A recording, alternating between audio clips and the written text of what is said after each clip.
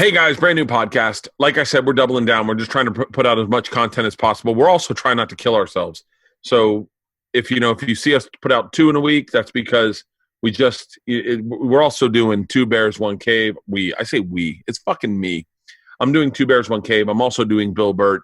I'm also taking meetings. I'm also doing live Zooms. There's going to be a live Zoom next week where we do it for happy hour on Friday. Password.com. Those live Zooms are really fun, especially it's the one time I get to drink. I have not been drinking. Bert, stop fucking telling people that. You sound like an alcoholic. Oh, maybe I am. You know my mom. Anyway, today's podcast is absolutely fantastic. She was a writer on Wilfred. Wilfred is one of my favorite shows. If you've never seen Wilfred, it was a show that I saw and I immediately was like, okay, I think I just found my show. It was with Elijah Wood. Was it with Elijah Wood? Elijah Wood, and he could talk to his dog, Wilfred. It was on FX, and I fucking loved that show. Him and his dog would get into so much shit, and his dog was it was just such a great show. She has a new show on Quibi. If you're unfamiliar with Quibi, it is a streaming app on your phone. I took a couple meetings with Quibi, and I'm super excited. I've only thing I've seen as of date right now is Punked on Quibi. Because when I got Quibi, her show was not out yet. It came out last Monday. It is called Dummy. I'm going to check it out. It is with the ever so talented Anna Kendrick. I say ever so talented because, God damn it, I'm a fan of that fucking woman. She is funny as fuck on her Twitter, on her Instagram. She is an amazing actress, and she is a part of one of my daughter's favorite movies ever, Pitch Perfect. It's the only reason I ever get credit for knowing Adam Devine is that my daughters are obsessed with Pitch Perfect, and they're like, they think I have such street cred because I know Adam Devine. They're like, you don't know him, Dad. I'm like, no, I definitely know him. There's no way you know him. I was like, no, I do. And then he liked a video of mine, and George was like, Dad, Adam Devine liked it. By the way, I'm getting off topic. Let's do the podcast. You're gonna love this podcast. This podcast is fucking awesome. We go in a lot of different directions. We talk about writing. We talk about, I'm always fascinated with this business and the other sides of the business I don't know. We talk about writing her first writing gig, what it was like navigating those waters. And then very quickly we get into sexual fetishes, sexuality, masturbation. Skull fucking. We talk, I got to be honest with you, for about an hour and 6 minutes, we talk strictly about sex. And it is fucking awesome. It's one of the coolest conversations I've ever had, where at one point she goes, are people still listening to this? Fuck yeah, they are, Cody. Fuck yeah. This was a great podcast. Like I said, check out Quibi. Check out her new show called Dummy with Anna Kendrick. She is amazing. She is absolutely fantastic. Ladies and gentlemen, today's podcast, Cody Heller. He's the man, the myth, the legend.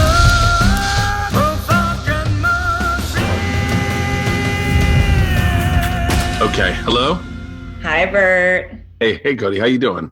I'm good. How are you? I'm doing fantastic. I've just been watching your comedy specials on Netflix and really enjoying them. Oh, thank you. Halston, we good? Awesome. Thank you for doing this. I really appreciate it. I got to tell you, I was such a huge fan of Wilfred. I know you wrote on Wilfred. That was like one of my very first jobs. That was one of the best jobs ever. I'm still really close to so many of those writers. It was like where I learned how to write TV. It was like it was my second room, but it's really where I learned everything I know about writing and the writer's room and the culture, and love that show. It was, and I had just recently, like a couple months before I got that job, I had found a dog on the street who's now, I've had her 11 years. She's my dog, Barbara. But so like I was able to draw so much inspiration from just like all my interactions with having my own dog. So it was just this kind of perfect timing getting Wilfred right after getting Barbara. That's gotta be so what is it like? Like, I haven't thought about this in a while with comedy, but like when you say that was my first room, yeah. What's that experience like? Like when you go in, is it like your first day of school? Like I do this because I'm so fascinated by your side of the business, meaning create shows, sell shows, write shows, collaborate with other creative artists to create comedy Yeah. I will never underestimate the power of. I don't think people can ever understand this. I definitely do. Is how hard it is to write something on paper and then make that thing you wrote on paper filmed and funny when filmed. It's so fucking hard. I know. It's really crazy. On Wilfred, I was like, they call them baby writers, but I was young and I was a staff writer. So on a show like that, which isn't, shot in front of a live audience, it's not typical network, it's like a cable show. Usually you kind of write all the episodes and then they shoot it. And if you're just a staff writer, you're not really on set much. Like I went for my episodes because I was, it was fun, but it's like, you're not really on set. Now in my career, then I worked up to, now I'm an executive producer level, but like my last job right before Dummy was on this Showtime show called Kidding with Jim Carrey. And I was the co-executive producer for that. So it's like in the writer's room, everyone's a writer, but there's these levels. And once you get to the producer level, then you're kind of more involved in the actual production and being on set. And then, now I've been a showrunner, and that TV is the writer's medium, because in movies, the director has rule of the kingdom and the writer is kind of just like at home and doing their thing and that's it. But in TV, the showrunner, the creator, the writers, like they have the power over the director, which is a really interesting and can be like very toxic. Like I've worked on so many shows where like the showrunner and the director don't see eye to eye and there's drama and usually they're men and it's like a pissing contest thing. And it's like the political inner workings of writing television is very fascinating. But it's the best job in the world. I basically I went to film school for directing. And then where did you grow up? I grew up in LA in the Valley. Oh, for real? Valley woman. Yes. Was your family in the industry? Yeah. My mom is an actress. Have you ever seen the Karate Kid, the original Karate Kid? Of course. Yeah. Obviously. She's the mom in that. Pretty big. Your mom's big. Mrs. LaRusso? She's Mrs. LaRusso. Yeah. Oh my God. I know. It's like, it's one of those things that certain age groups, like, especially when I was I wish you had never told me that. Now it's like going on a date with someone and then someone's like, oh, her dad played football for the Giants. And you're like, okay, now I see her totally different. When I was in my early 20s, like dating older dudes, there would always be this certain age group where when they found that out, they would be like, oh my God. And then there are people who just are like, yeah, I think I saw it. I don't remember. But like anyone who knows it and is like, Mrs. LaRusso. Oh my God. But she had, she started on Broadway, then moved here and got into TV and movies and has had this crazy career. Like you look at her IMDb, she's done 80, 90 things. But still the biggest thing that people know her from is Karate Kid. And then she had an arc on Mad Men years later. And, but I wanted to be an actress when I was a kid, and then watching my mom start to get old and be an actress and see what that life is and the rejection and just what that looked like. I was like, I don't have the constitution for that. There's no way. So then I kind of, you must have not been born for the Karate Kid, right? I was born in 85 and wait, sorry. Can you still hear me? Yeah, I can. And Karate Kid, by the way, Karate Kid, I have such a connection with that fucking movie. It was the first movie I ever cried at. It was the first. I told the story a number of times. I met kids at tennis camp that day, and they invited me to go see Karate Kid. My mom dropped me off late, and I went down, and it was the first movie I sat through my entire movie by myself because I couldn't find the kids. And I ended up getting lost in the movie about a kid who's new and he's making friends. And that was the situation I was in at tennis camp. This is a real white privilege story, by the way. And then at the end, obviously, crane kick, I start bawling, crying. House lights come up. The kids that invited me to tennis camp are sitting in the row in front of me, laughing hysterically at me. And then they look at me and they're like, dude, you're hilarious. You fake cried. And I'm like, yeah. Oh, Bert. Oh, my poor little baby. Oh, by the way, that's every one of my stories in life is that poor little baby. Oh my God. No, that movie really fucking holds up, with the exception of some problematic racist stuff that all old movies, you're like, oh, yikes. But by the way, and can I tell you, I had one joke about your mom. Yeah. I was watching, this is, I don't know if I've ever even put this on a special. I was watching The Karate Kid the other day. You think at some point, Mrs. LaRusso would be like, I think that maintenance man is trying to fuck my kid. Let's have time together. Totally. So, yeah, there we That's go. Hilarious. That's so cool. What did your dad do? And my dad is a photographer. And so it was kind of a weird thing where like, I wanted to be an actress, you know, since I was a little kid, like a lot of little kids, especially growing up in LA. And my mom, I think, did like a very smart thing. Although at the time I was so furious where like, I want to be a child actress. I wanted to, you know, start doing it. I was in LA and my mom was like, Cody, I've got my own auditions to drive to. Like as soon as you get your license, if you're still interested and you're serious about it, you can get an agent, you can try to do that and drive yourself to auditions. And by the time I was 16, I was like, I had gone to this arts high school and I majored in theater, but I also started taking like directing and writing classes. And at that point, I just kind of was more interested in making stuff than being in stuff. Although now I'm like, you know, when I wrote Dummy, the Quibi show, I wrote it for myself to be in. And Dan, my now fiance, was going to play himself. So like, I do still have the acting bug, but I won't admit it because like, is your fiance an actor as well? No, my fiance is Dan Harmon. Oh, Dan Harmon. So he's actually like a very talented actor in the little things that he's done. So I wrote this like semi-autobiographical piece about me and Dan and you know, and that's cool. And I was going to play myself. And then it, you know, after years of development and redevelopment, eventually now Anna Kendrick plays me. Listen, Anna Kendrick is a national treasure in my opinion. She's incredible. She is maybe one of my favorite human beings in the world. She's so talented. She's so just like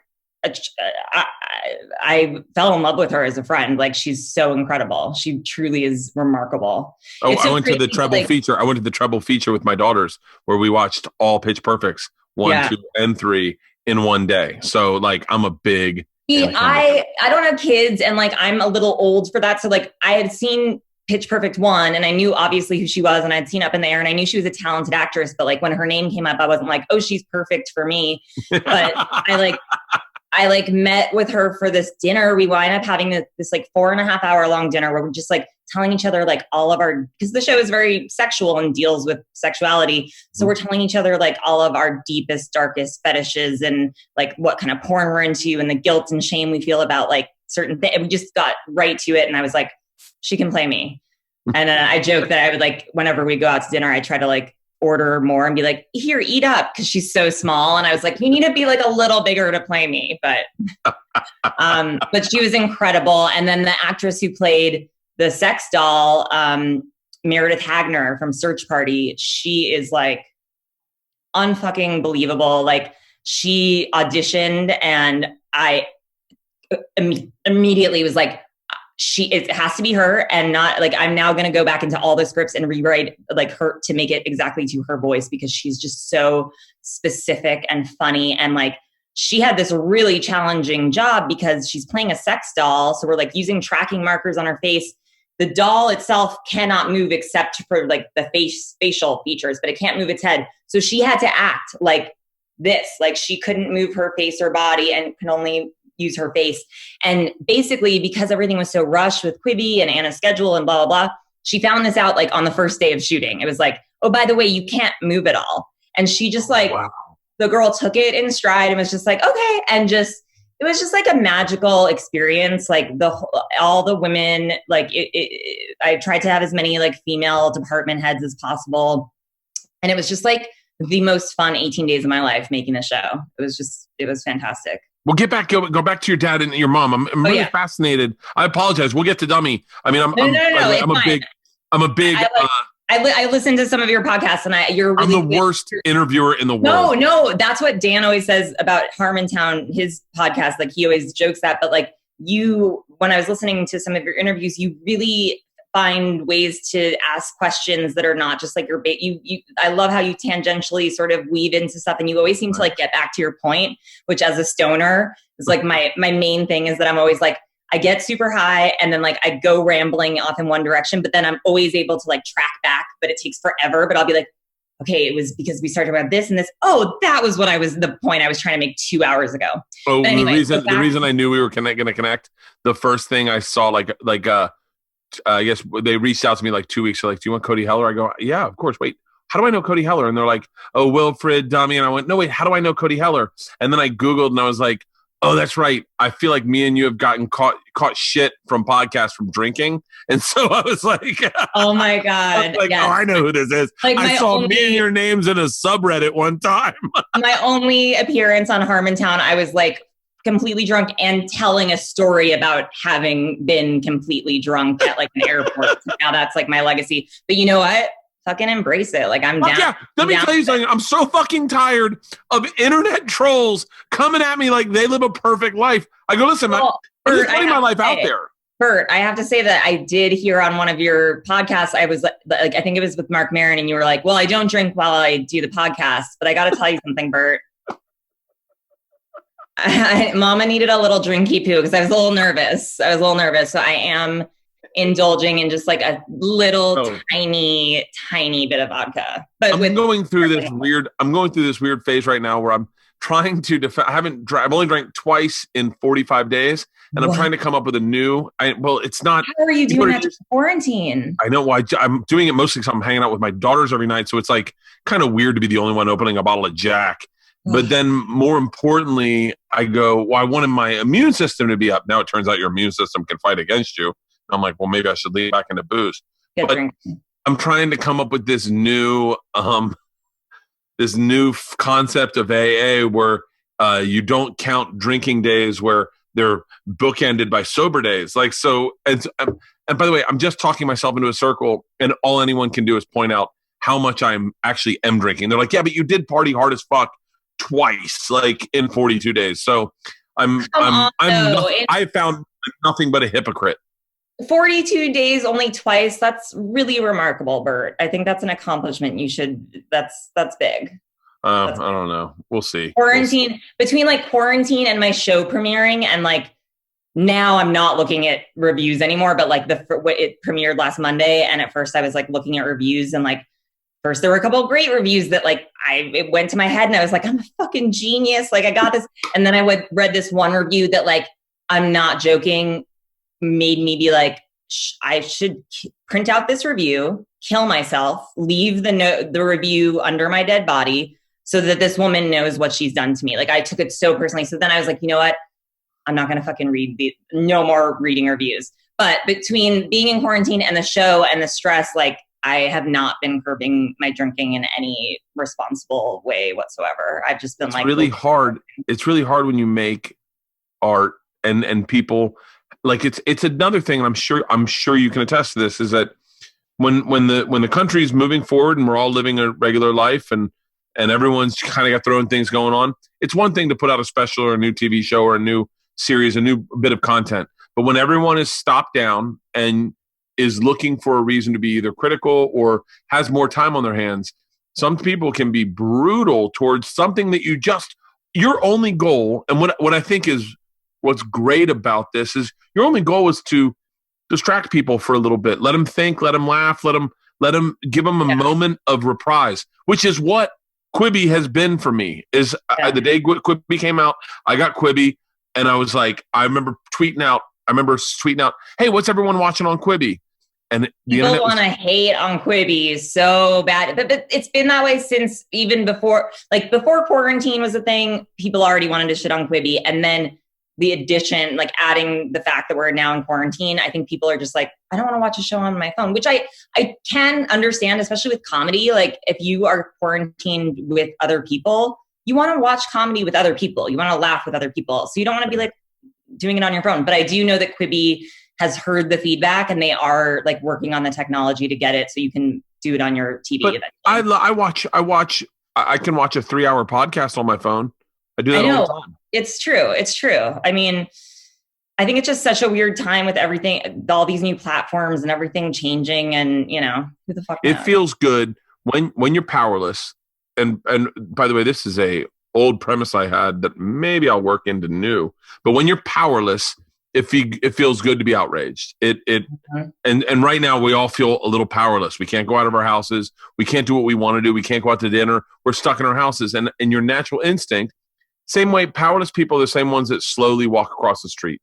When you're going to, and you see a guy slow down and look at you like, fuck you.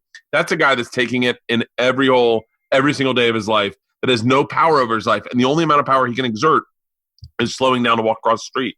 And so what happens sometimes is, during these times, and I've been guilty of it too, of being outraged when I don't know why I'm outraged, and I just find myself venting out loud. Like, I texted something to Rogan the other day, and he was like, okay, maybe you should go take a walk outside. But you get outraged over the most bullshit stuff.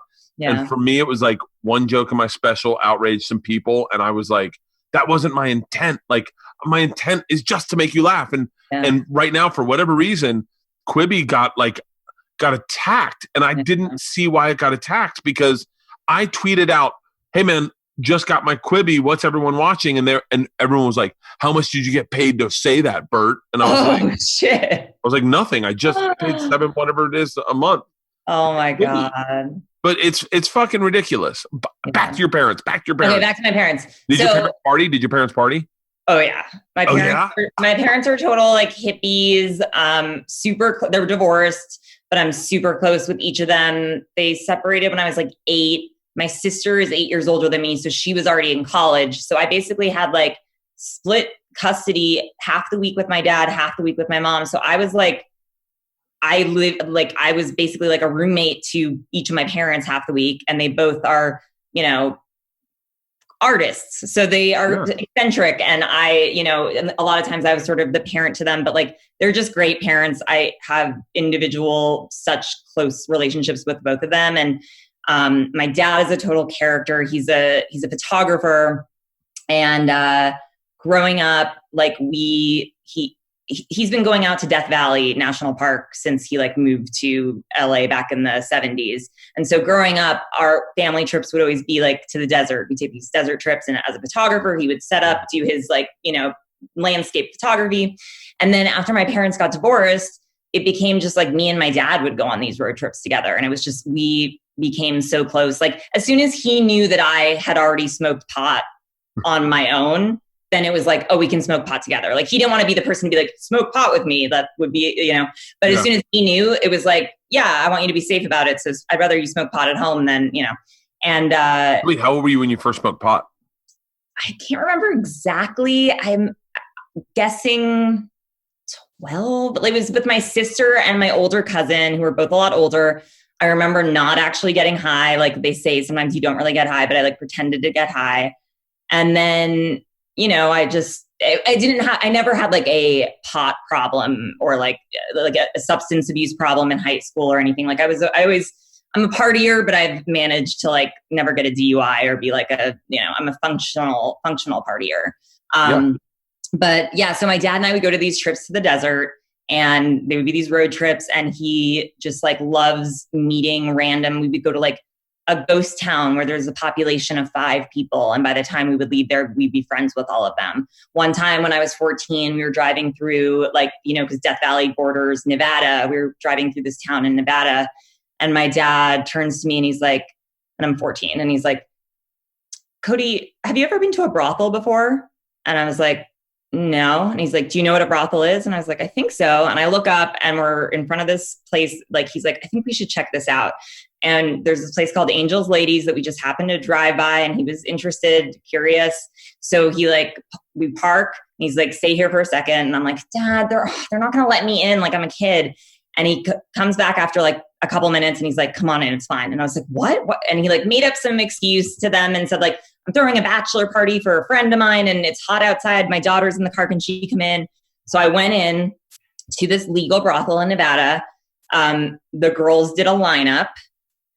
We wound up talking to these women and becoming friendly with them. And like, cut to November of that year, me, my sister, and my dad had Thanksgiving dinner with the sex workers and the people of Angel's Ladies brothel. And we kept in touch with them. And every time we went to the desert, we would go back and visit them. And, they just became our friends, and they were just like the kindest, coolest people. I mean, now looking back, I don't know if the circumstances, like I've read some shit on the internet where I'm like, ooh, was Mac, the owner, kind of like a sleazebag and not respectful of these women? So I don't know, but like it really opened up my eyes to normalizing sex work at a young age and being like, oh, that's just a job. That's fine.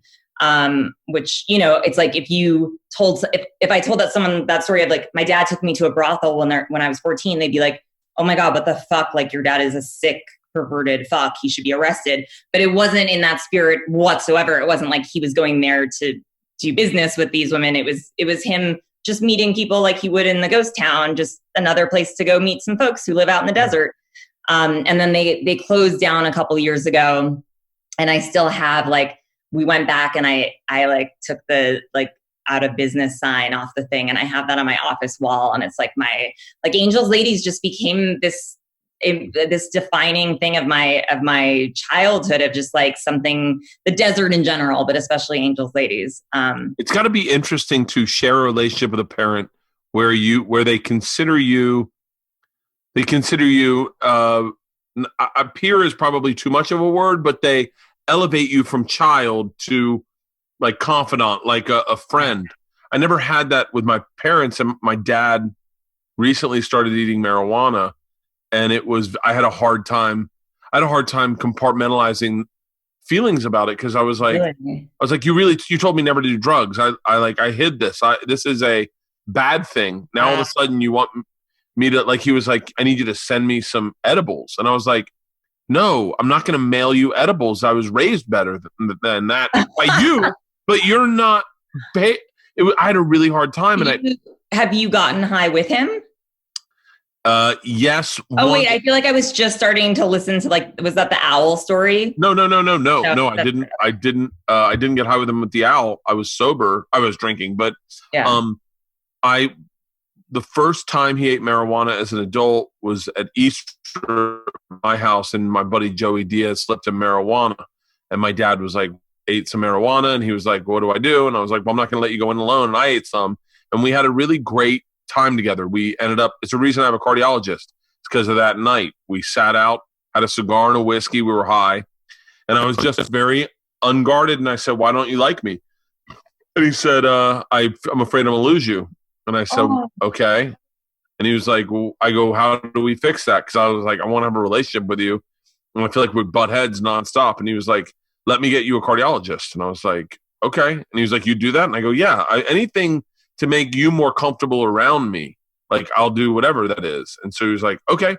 So he got me a cardiologist. He got to pick it. He got to send to the cardiologist all the tests he wanted me to take to make sure my heart was okay. And then all of a sudden everything was better. And it was just because we were high and unguarded, you know? That's beautiful. I love that. It's cool. But, like I said, I never really had. What's that? Go ahead. No, you said.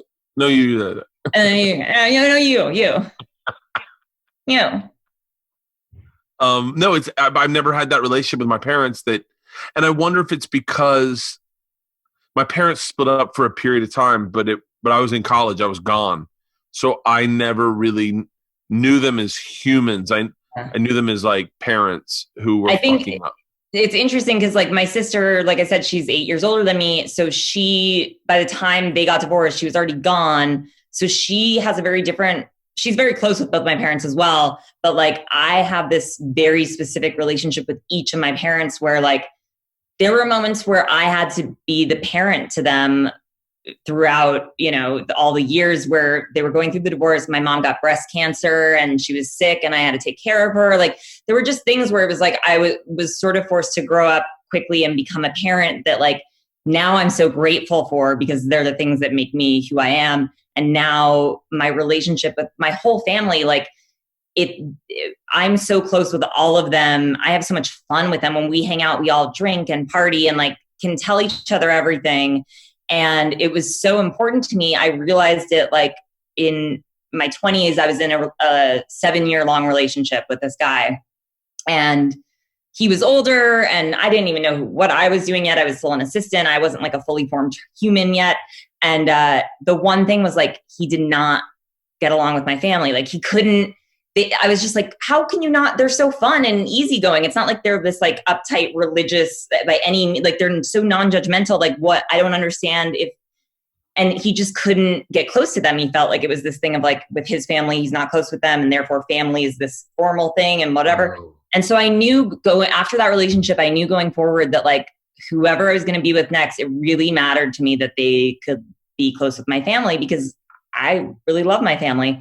So when I started dating Dan, it was like a very weird how it all kind of came together. But like basically our third date was like, he came to Thanksgiving dinner and met like most of my family and just like hit it off with them and was so cool. And I was just like, this feels right. I feel like I can be myself in front of him. He's being engaging with my family. They love him. And I realized like priorities for me in a relationship were like family. And then like, can I fart in front of this person? Can we fart together? Because that was another thing in my 7-year-long relationship in my 20s, we never farted in front of each other. And I remember bringing it up at a certain point and being like, so, you know, it's been like 5 years. Like, how are you feeling in terms of like starting to, you know, fart? And he was like, well, you can do it. I'm not going to. And I was like, what? That's so, like growing up, farting was such a source of laughter and joy and light and punchlines in my family. Yeah. And so when I started dating Dan very early on, I was like, look, I want to be real with you. Like farting, are you down? And now it's like, we have so much fun being able to fart in front of each other and like still totally like does not affect the sex life at all. Like it's such a different thing, but farting is just like, I could never, ever again date someone who I couldn't feel comfortable like farting in front of. Can you imagine growing up in a house where your parents didn't fart? I know. Bizarre. I mean, that would be like, I mean, I know this is going to probably outrage people, but that would be like where they didn't welcome your sexuality. Yeah. Like if you had to keep it secret. It's part of you. It's like, yeah. I know. It's mind-boggling to me. But right now there's someone who's gay going, that's right, Bert. Being gay is exactly like holding in a fart for 20 years.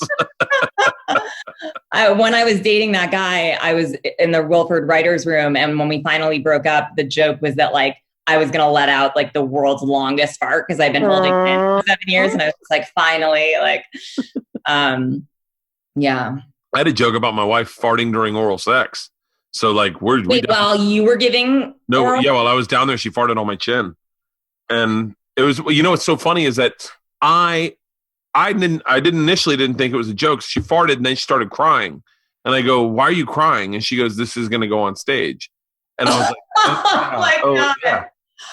And then as soon as I said it on stage, I was like, of course, I'm not the only one this has happened to. This has to have happened to other people. And it happens right at the moment of climax. It makes sense. You're releasing. Yeah. I have to say that I've actually been farted on during oral sex in a very like, I was basically lying on my back. This was years and years ago. He was also my boss at the time. I can't say who it is. I was lying on my back. I'm going through your IMDb. Keep going. Was skull fucking me, but like in a way where it was like, so say this is my body and I'm lying on my back. He was perched over me facing my feet. So like, he was like, he was like this. So, and he was like putting his dick, like skull fucking me. So I'm like, but his balls were right around my nose. And then his anus was right above that. So I'm doing it and I'm like gagging and crying. It's like, I'm getting skull fucked, but I'm like, it's worth it. I really just like, I hope he loves me. I love him so much. And then all of a sudden I feel, you know, like when you go to the eye doctor and they do that test where they like blow a little puff of air in your eyeball. I feel that. I feel a little, and I'm go, whoa. And he tried to like, I mean, it was just so bizarre. He tried to like make it sexy. So he like turned around and looked at me and was like, what was that? And I didn't know how to react because I was just like, you farted in my face, dude. You know what happened. But instead, of course, I was like, I don't know. What was it? Like, I just fucking failed myself and just was just like, I don't know. What was it? Like, keep going. I love it. That might be the best story ever told on my podcast. That might be the best story. God, I wish I could say who it was. Anyway. By the way, I wish you could too. I'm dying to fucking know. I'll tell you privately. I just don't want to get sued or anything. It's so funny. I wonder how often do you find men and women have such different instances in like how we, like when you said, I wish I could have been like, dude, you just farted. But then I went, I don't know. Like that. It's so funny because I know that girl you talk about, that right there, that girl, that moment of who you were. I know that version of that girl when Amy Schumer was that girl, or at least she explained it. Like all these different women, powerful women, have all had an experience with that girl of that being that person. And all men have it, but men, it rears itself in a different way. Like our vulnerability or our need or our want never was as cute or as interesting. But I just find that so interesting. Like we've all got a version of that person. Yeah. Where you don't speak up. And you know what's so funny is my wife now will say, I'll say something where I want to click into that girl, like, hey, let's have sex in the pool. And my wife I was just talking to Segura about it today. She'll just go, wrong girl. That girl's not here anymore. And I'm like, what? She's like, I don't want to fuck in a pool. It's uncomfortable. I don't want to do it. I don't need to pretend I'm that girl. I'm not that girl. I love that.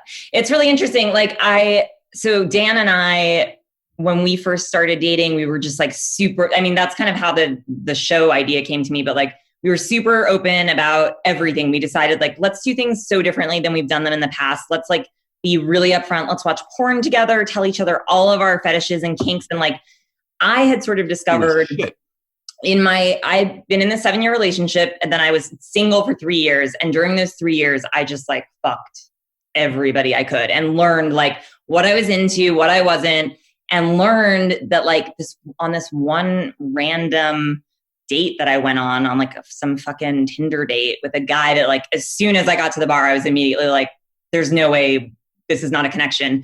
But we started drinking and talking, and he was telling me about like his life and how he was formerly polyamorous and about his kinks. And he was telling me about, he's really into daddy-daughter role play.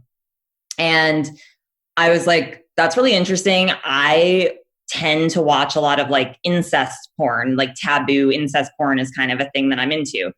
And so I wind up like going back to this dude's house, and we do daddy-daughter role play. And it's like the hottest thing that's ever like, and my mind was just blown. It was just like, oh my God, because I wasn't myself. I was a character. And so I felt free to say and do all the things. And it just like was really amazing. So that guy was just like this one-off thing. But from there, I was like, I know that I'm really into like role playing and being very submissive in bed. And like, there is this part of me that's like, no, you're a feminist. Like you shouldn't want to be like, have a rape fantasy. That's wrong. But now, you know, the more women I talk to, the more I'm like, no, this is very common. Of course, it makes sense that like your subconscious mind would want to do some things that are taboo and wrong and dirty that you would never want in real life, of course.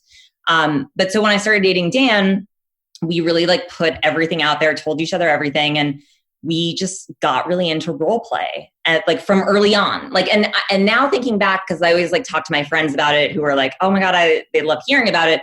And I'm like, you should try it. And it's like, it's really hard. I would think if you're dating someone or with someone or married to someone for a long time, and then suddenly you're like, let's try to role play, it would be like feel very silly and hard to get into. But because we did it so early on when we were like just starting to date, now it's like we pretty much, I don't think we've ever had sex as ourselves. Like we're always a character, and we have like go-to characters now, and we have like different sometimes. And because we're both writers, it's like sometimes we will pitch for like, I mean, now, like years later, we're not as elaborate, but early on, it would be like, we would be pitching for like 30 minutes before we would land on an idea. We'd be like, okay, I'm selling magazines door to door, and I really need this sale, or else I'm not going to be able to get my cheerleading outfit for the you know, like just going on and poking holes and being like, well, but that wouldn't make sense. So is this, you know, and it just was so funny and fun. And then we would have the role play sex, and it would be amazing and so hot. And so it just became this like really fun thing. And now I'm just so like, I encourage all my friends who are like starting new relationships, like try role playing if it's like something that you've ever thought about, because it's harder to do it years in than just like if you start out and say like, let's just try a thing. It's fun. And like, we'll get so into like to the point where like Dan will like take fake calls during it. Like he'll do like characters and I'll be like, hold on. It's your boss. Like he can't know you're here. Like just, we get so into it, and it's glorious. It's really fun. I bet they're really rich characters because you guys are both great writers. Oh my God. We really get so into it. Like and now we have like our go-to where I'll be like, okay, like is, Uncle Doug coming over tonight or whatever. Like we have our go-to character. It's funny. I was never very sexually adventurous, just by lack of not having a lot of sex. I never had a lot of sex. I only had sex with 6 chicks in my life. Maybe 7. I always say 6. That's my go-to number. Maybe it was 7, but not many. And with a few of them, it was just once or twice. So that I only really had sex with like probably 4 chicks total that was like serious. My wife being one of them. And I don't know. I was just telling Jessica Kirson the other day is that there was so many parameters put on me at my age sexually, is that anything too perverse was gay. So you never wanted to like finger in the ass. I mean, I remember first hearing about that, and we were in high school, and it was like, what are you, gay? Who the fuck like that? And you're like, and then you were like, all right. It was almost like, I'm not going to explore whatever I think. I won't even have any commission to inquire inside. Is that something we want? You just go, that doesn't happen. All right. Cut it down. Right. And so it's funny. I remember one time saying to my wife, do you want me to tie you up? And she said, why? And I was like, I love Leanne. I don't know her, but I love her. I go, I don't know. I just don't want you to be bored. And she goes, I'm not bored. Let's just do it the way we do it. Like, she goes, honey, you have fucking high blood pressure. I'm not going to let you tie me up drunk. And then all of a sudden I have a heart attack and I'm sitting here like a Stephen King novel. Oh my God. There was a movie about that. It was Molly's Game or something. Yeah. Or I forgot what it's called, but it was on Netflix. But the other thing that I will say is that like, ever since I was like young, I always had like fantasies about like basically being like raped in my sleep. But I was like, I never. Me too. But I never pursued it with anyone because I was always like, well, that just makes it seem like I'm lazy. Like I just want to lie there. But like, it's not coming from that place. I'm genuinely turned on by like being, out of like being controlled. So a lot of times with Dan, like literally it'll just be like, I can just fucking sleep. And like the best part is, like when you're in class, when you're a kid and like, you have to laugh. Someone makes a joke, but like you can't laugh because you're in class. So you're trying to hold in that laughter and like holding in that laughter makes it so much funnier. And like, then you just have to laugh and it's like so hard. That's what an orgasm is like when you're trying to pretend that you're like sleeping or dead, because you can't do anything with your face. So like, if I'm pretending to be like a drugged out person who's totally unconscious and Dan is having sex with my body, like when it comes to the point where I'm going to come, like my eye will twitch because like I'm like trying so hard not to react at all, but like you just do because it's so hot. Oh my God. That's, by the way, my problem. I told a comedian this one time. A comedian said he had a really lame joke. He was like, my wife has a rape fantasy and I don't know what to do with that. That's just stupid. Like he was just shitting on the idea of rape fantasies. And I was like, no, you got to make a joke out of it. Like the joke should be, I don't want to do it because what if I'm into it? What if I'm into it and that's all I want? And then I come home and I was like, hey, you want to do the rape fantasy? And she's like, nah. And he's like, okay. She's like, no, seriously. He's like, all right, okay, sure. And she's like, no, really, I don't want to do it. And he's like, I know, you don't. No, yeah. But like, I remember my first time I ever heard about a rape fantasy. I was 27 years old. I was living in LA. I was living in LA and my buddy, I won't say my buddy's name and I won't say the chick's name because she was a manager, like a famous manager. And he had sex with her and she said, I want you to rape me. And he was like, what? She was like, I want you to like choke me. And like, I have and I mean, I can't tell you, like, in like great scenes in movies. Like I've always said one of my favorite scenes in movies is when Matthew Lillard gets stabbed by Skeet Ulrich in Scream. Yeah. And they have to stab each other. That's one of my favorite scenes in the movie because Yeah. they have to stab each other. He's like, man, you're going really deep. Yeah. Yeah. One of the great scenes I've always thought is my buddy coming down, and he was like, he came down to my, I just said his name. Halston, pull that out. My buddy coming down to my room and going, I don't know what just happened. And I was like, what? And he's like, I think I technically just raped somebody, but she asked me to do it. Like, it was me and him going, like, trying to go, you're okay. He's like, I don't know how to behave. Like, she kept saying, choke me and pull my hair. And she asked for it. She kept asking for it. It was like two morons trying to figure out the Constitution. Like, we were literally like sitting in my room and then, yeah, obviously she was totally into it. Like, that was her thing, but it was really, that was the first time I ever heard about it because I'd never even heard about that.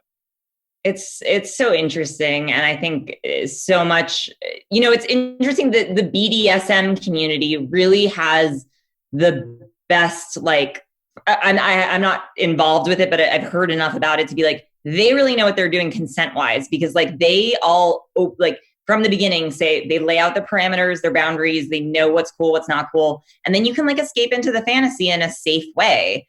And I think, it's just like, I don't know, it's an fucking crazy time, but I think it's an interesting time to like explore consent in a way where it's like, no, you can be a feminist and be all the things that, are the right thing, but you can also have a rape fantasy and be able to enjoy it if both parties are consenting and are adults and are doing it in a way where it's safe. Because I find a lot of women that I talk to where like, I'm very open about this stuff. And I find a lot of women who are like, oh my God, me too. But I always felt weird about it. Like there's this shame where it's like such a taboo thing, but if you look on Pornhub, like one of the most common categories is incest porn. But no one will admit that they're into incest porn because it's like embarrassing, but it's like, it doesn't mean you want to fuck your real family. It means that a taboo is titillating to you because it's forbidden. And it doesn't mean that you actually want to do this thing. It just means that you're fascinated by it and therefore want to play it out in a fantasy. So, I had to shut down a lot of lanes of porn for myself. Once I started having kids, I kind of shut down certain things. Yeah, like I don't find daddy. I don't find the term daddy at all because for me that connects with a different part of my heart. I know. I mean, for me, like I'm so close with my dad that admitting that I was into daddy-daughter role play was at first I thought like, oh my God, you have a fucked up thing with your dad. But it's like, no, it's so separate. Like I'm a character, Dan's a character. It's not my real dad. But I do think that like, if I eventually have kids, I don't know how that will affect. Like, I don't know. It's a really interesting thing, but like, I definitely did have this like hesitance to embrace this because I was like, people are going to think I want to fuck my real dad in real life. Like that's the thing about taboos is like you're afraid to share it. I remember the first time I talked to a friend, my buddy Scott O'Brien, I will say his name, and we shared that we had masturbated. Now, when I grew up, masturbation meant you were gay. Like that's what it meant. Wait, where did you grow up, by the way? Communist Russia. No, Tampa, fucking Florida. Florida is a fucking weird place. Oh my God. And so like I went to an all boys Catholic high school and no one admitted they masturbated. It was like, yeah, only gay guys do that. And so like I had a time when I literally had to come out the closet to myself going like, I must be gay because I can't stop jerking off. I'm one of the weird closeted gay guys that only jerks off to women, but I'm cool with it. Like I just had to like come to terms with my own. Wait, and how old were you at this point, do you think? Probably 14. That's 15, crazy. 16, 17. At 18 years old, I just was like, that's it. I'm cool with it. Like, I guess it's my secret. Like, I like to jerk off. I'm a pervert. I can't share this with anyone, but this is who I am. And I'm cool with it. It was a really weird coming to terms with it. Cause I just thought that's what it meant. And I went, well, that's who I am. And I'm not going to share this with anyone. So no one needs to know about it. I'm into women, but apparently I'm also gay. Cause I can't stop touching my dick, whatever it is. And so I remember me and my buddy Scott O'Brien were on the beach in Indian Rocks. It was beach week. And we probably had a dip in and we were talking. We were getting ready to go to college. And he said, hey, man, do you know that thing that, like, I think everyone does, but no one talks about? And immediately I went jerking off. It's weighed on my soul so heavy because I can't, And at that point, you're what, 17? How old are you at that point? Must have been 17 because I was going, no, I must have been 18 because I was going to college. So 18 years old. Crazy. And he goes, you know that thing that everyone does, but no guy really talks about? And I went, immediately I knew what he was talking about. I went, yes. He goes, well, I want you to know that I do it. And I went, I do it too. And he goes, you do? And I went, yes. And he was like, I talked to ... 2 weeks ago and he does it also. And I went, for real? And it was like, if I have my fucking, I'm going to call Obi right now. This is, by the way, such a fucking huge conversation we had where it was like, I swear to God, this is going to sound crazy, but it was like finding out you weren't the only person. No, because that shame is so intense. And so like all of those feelings, they stay in your brain in a way that's like a happy moment you don't remember, but like those shame triggers, those things that like stick in your brain that make you, I mean, I can't imagine the freedom that you would feel of being like, oh shit, okay, I'm normal. I'm not a fuck up. I'm not a sick weirdo. Like, yeah. It was crazy because it was, and then all of a sudden we went to college and the next week, all anyone talked about was jerking off. Like it was a week away and everyone's like, yeah, you're going to go to the room and beat one off. And I was like, what? And they're like, yeah, you know, you were jerking off. And I was like, in my head, I was like, what? And I remember my buddy Jeff Hartley was like, yeah, we all jerk off. And I was like, hey, asshole, a week ago, we all were agreed that it meant you were gay. But now all of a sudden we all jerk. And then it was, the gloves were off. Everyone was jerking off. Everyone talked about it. I mean, we did a thing in college called Sloppy Biscuit where they had us all naked around the room with blindfolds on, and they put Come on a cracker? What? Is this Come on a Cracker? Yeah, same. I've heard about Come on a Cracker.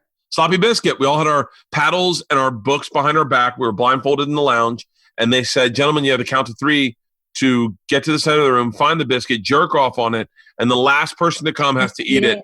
Go. And literally everyone's just sitting there like, what the fuck?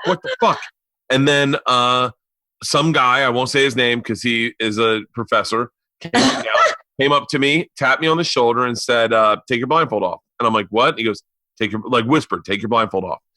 And as I took my blindfold off, I saw all the other pledge brothers in my room taking their blindfold off. And there were 2 dudes in the center of the room just jerking off furiously, just right by the biscuit, just beating off. And we just watched. And it was like, did anyone eat it? No one ate it. It was the whole idea was to get someone to jerk off in the middle of the room and then just watch them. Was it like a cookie or a cracker? Because biscuit, I'm a little confused. Ours was. I'm sure it was supposed to be a cookie. I've heard it. There's a cracker. No, because I've heard come on a cracker. That's what I've always heard. Properly done. I heard it's supposed to be done on a Lorna Doone. Oh, I love those short but it's ours was a KFC biscuit.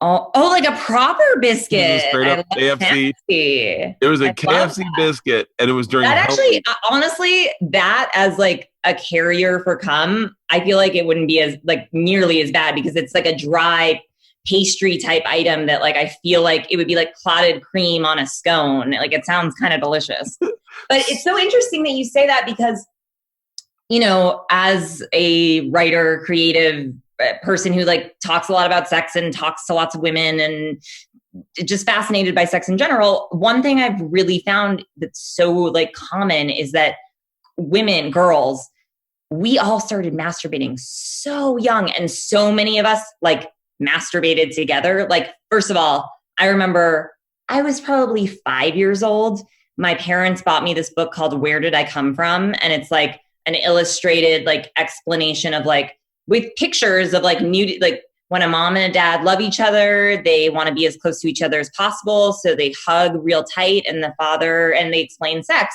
And I remember my parents had a jacuzzi like bathtub.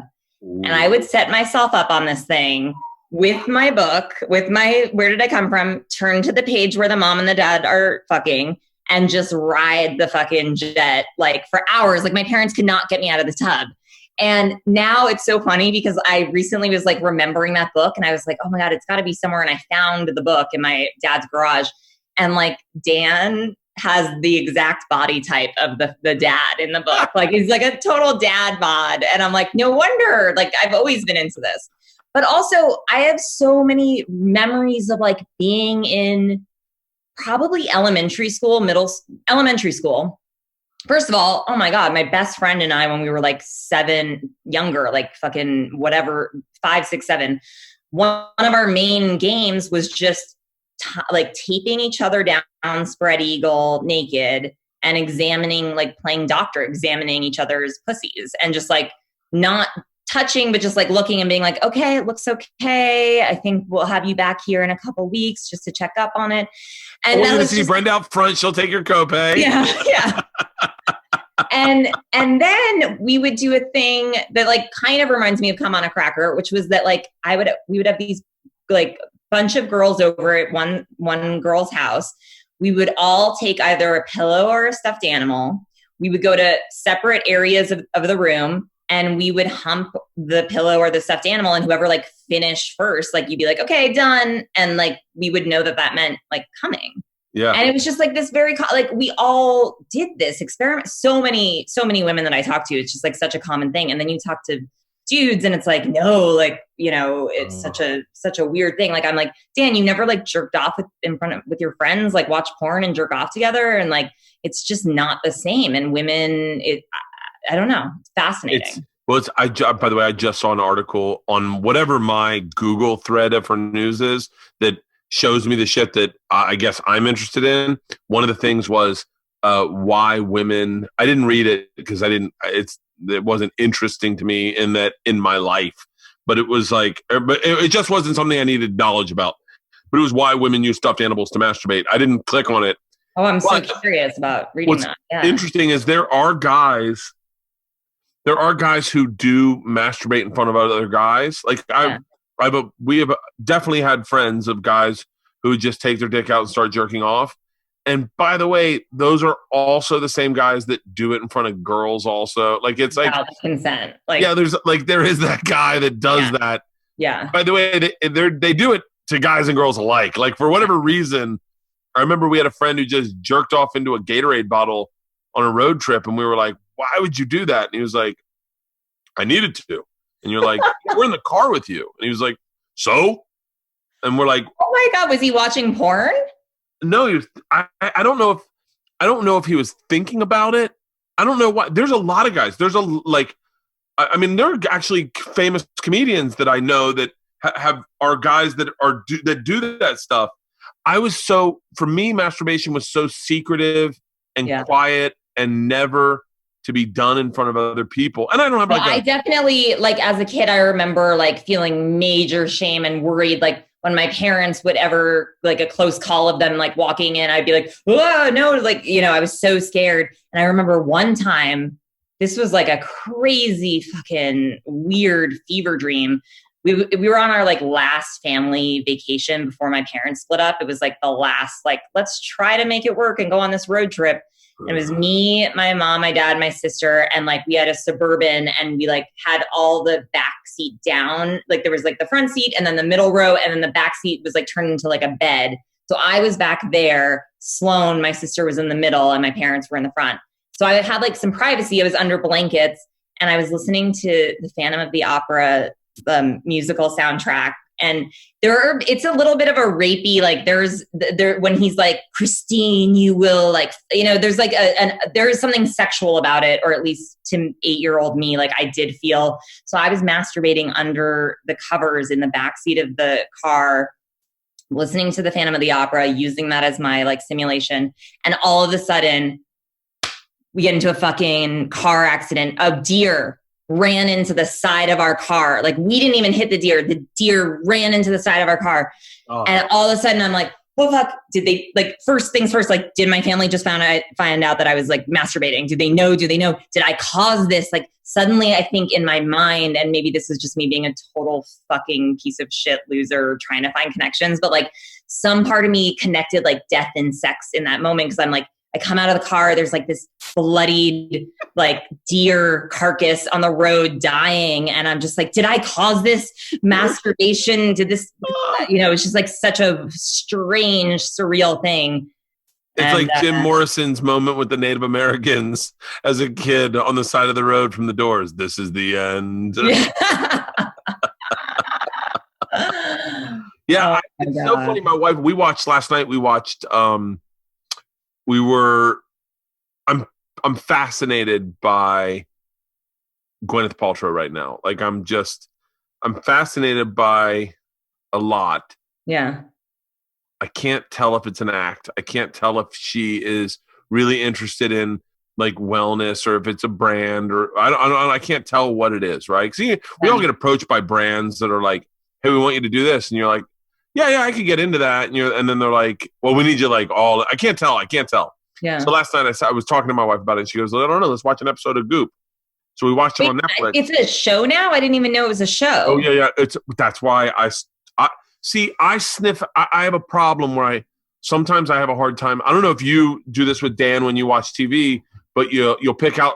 For me, it's always been my two strong suits where I can find them are hypocrisy in art and poor production.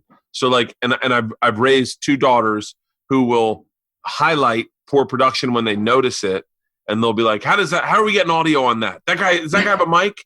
So like, I love it. And so I said I'm curious to watch Goop. So now it's a TV show on Netflix where it's actually a really great premise. It's not perfectly done in my opinion because I would have Gwyneth Paltrow do all the stuff, but then we start leaning into the Chelsea Handler brand of what she was doing, but it's all about female sexual wellness. And all I'll say is the one on female orgasms was fun, interesting, enlightening, and then it got me to having sex last night because my wife watched it and then all of a sudden was like, turn the TV off. She's like, well, I know what we're doing.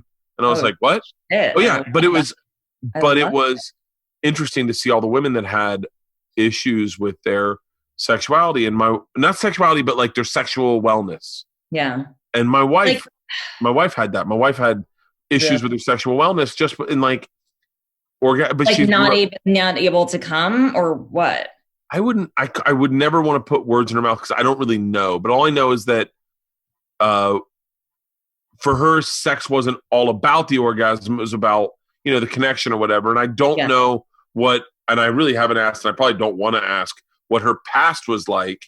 But I know that like she had never masturbated. She wasn't like a person like that touched herself. And so all that was, and I think her mom. Was she religious? Or no. Religious? No.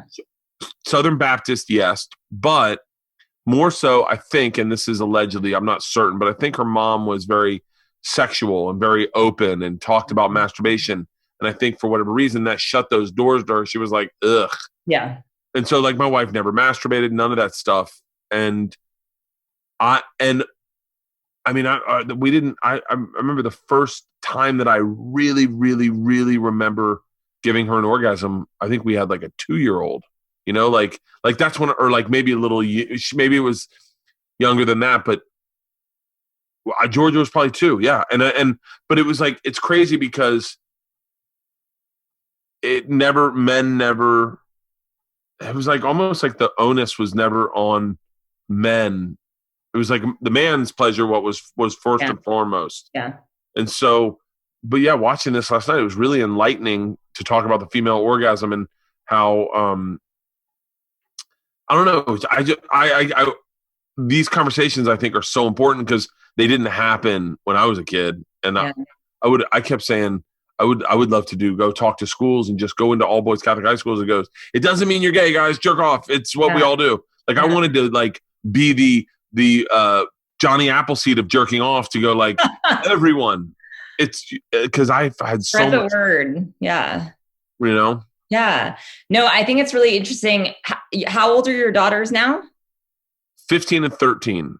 And have you had like this is my like, so I have a niece and a nephew. Yeah. And my nephew is definitely at the age where like he sometimes will like be playing with his dick. And I'm like, right. That's like, cause I'm so careful about, and my sister too, like we're all so careful about not wanting to shame them and to be like, no, that's a totally normal thing to do. But you do that in your room when you're alone and not here at dinner, you know, like I would love to be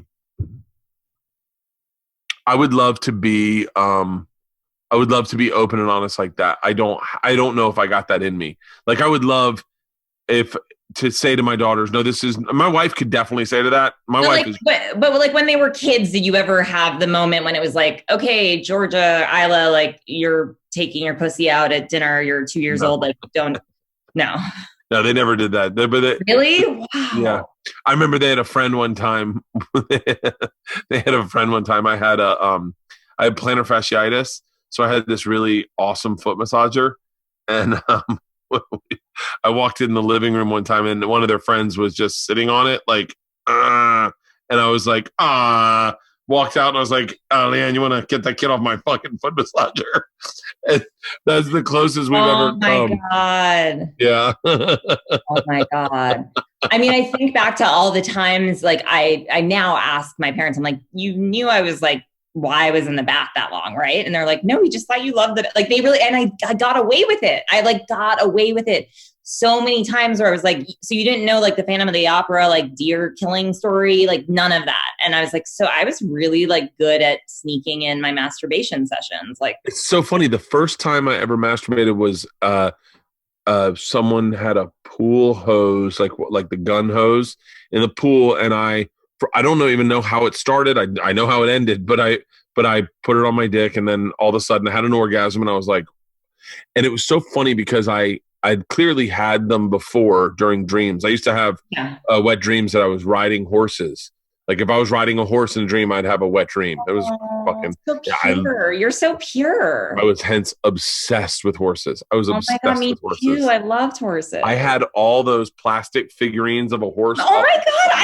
I have a whole collection of horses. I was so into them. Like so into them. And now it's like, well, yeah, every girl is because they're masturbating on top of them. Like obviously. But I was like, no, I honestly by this point in my life, I'm about to be 35. I genuinely, as a child, thought by now, like my main mode of transportation would be a horse. My God. Yeah, I feel like I'm meeting someone that is myself. I swore by this time in life, when I was in first grade, I was like, I'll definitely have a horse. Will be how I get around. Yeah. No, I honestly thought it would be like, no, I'm not going to drive a car. I'm going to have a horse and we're going to be friends and I'll live with a horse. And that's what else would happen? Why would my dad started a bank account for me. When I was in first grade, my dad had an office on Bird Street in Tampa. That's right by for everyone in Tampa, that's right by the Greyhound track off of 275, right? And there was a bank underneath my dad's office. I was in first grade, maybe before first grade. And I got $100 bond, and my dad started a bank account for me. For a horse? And he said, I remember we went down, we started a bank account, and I was like, that's awesome. And he was like, yeah, that's great. You're going to save up. I go, save up. And yeah.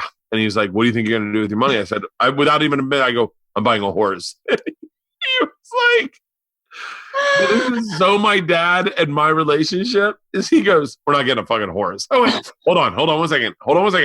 I'm paying for it. And he goes, oh, I don't give a fuck if you're paying for it. He was like, where are we keeping a horse? And I was like, I'll keep it in my room. And he was like, a horse in your room? I said, Dad, I go, it's my money. I can do with my money what I want to do with my money. Yeah. I'm getting a horse. And he was like, all right, we're getting rid of this fucking bank account.